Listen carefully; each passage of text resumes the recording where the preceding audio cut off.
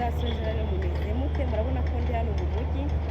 Uyu munsi rero ngiye kubabwira icyo aba bakire mubona ano ma etaje n'ibiki, izi modoka nziza, icyo abakire bakoresha kugira ngo babigereho.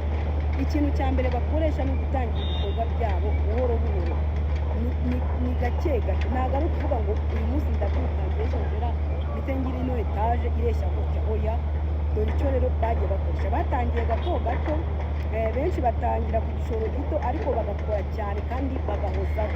Icya kabiri, bashoye mu bintu bifite inyungu by'igihe kirekire, nko kugura ubutaka, kugura amazu, ubucuruzi nabwo buriya nta kibazo. Ntabwo bashoye mu bintu nyine bitakaza agaciro kuko imyaka ikiri, bashoye mu bintu byiyongera agaciro uko imyaka igenda iza, apana ibintu bitakaza agaciro uko imyaka igenda ishira. Mu by'ukuri n'ubucuruzi burunguka bukunguka nta kibazo. Icya gatatu, bigishije ubwenge bw'amafaranga, bamenya gutandukanya icyinjiza amafaranga n'icyatakaza amafaranga. Mu by'ukuri nawe bihereho, menya ngo iki cyanyinjiriza amafaranga, iki cyayatakaza.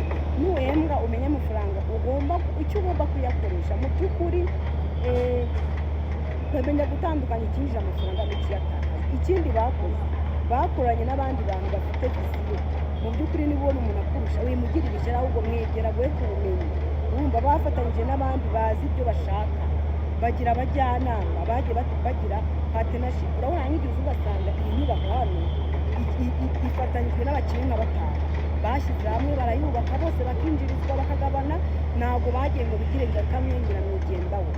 Ikindi, bamenye kwihangana no kuguma ku ntego zabo. Mu by'ukuri nawe niwihangana ukavuga ku ntego yawe, kuba umukire biroroshye rwose. Ntibahindagurika, mbese ntibahuzagurika muri make. Bahamye iyo bajya, bamenya icyerekezo kandi bakigumaho. Nawe rero waba umukire hano, tugiye muri siporo, reka turekere aho ngaho. Ariko n'ibindi ni ibintu byinshi abakire bakora kugira ngo bakire. Nawe wakira, nanjye nakira. Dore izi etaje mba nazizemo kugira ngo nanazibereke mujye munazibona. Ciao ciao.